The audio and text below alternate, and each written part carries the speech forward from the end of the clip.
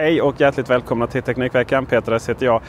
Och när vi recenserade OnePlus 6T så lät det så här. Men utöver det så är det bara att trycka på köpknappen. Om det inte är så att du vill ha en annan färg förstås. För att vad vi har fått i år är 2 versioner av svart. Och vi kan väl anta att det kommer kanske någon specialutgåva inom kort i lite röd kulör. Kanske lite vit och sådär så som de jobbar. Vi får se helt enkelt. Några dagar senare så dök det här paketet ner. Och det är från OnePlus och det innehåller en mobiltelefon.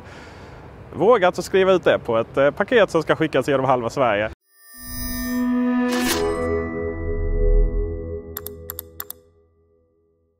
Jag är lite nervös för att öppna den här, för antingen så har de skickat typ konfetti eller någonting annat som bara exploderar i ansiktet på mig för att de inte tyckte om det jag sa. Eller så är det någonting annat, vi får väl se.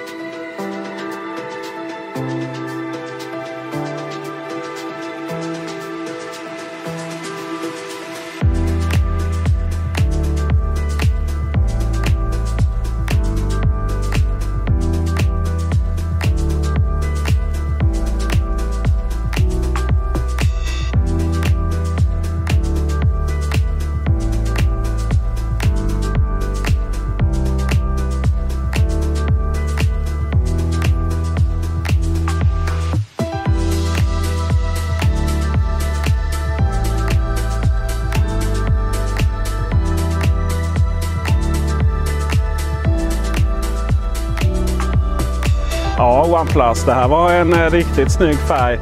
Ni hade ju inte behövt uppdatera färgen och ställa om fabrikerna bara för min skull, men jag uppskattar gesten. Tyckte ni det här var intressant så glöm inte att se unboxingen av den svarta OnePlus 6T och inte få tala om recensionen. Under tiden så går jag och köper en ny halsduk, kanske lila. Ha det gott, hej!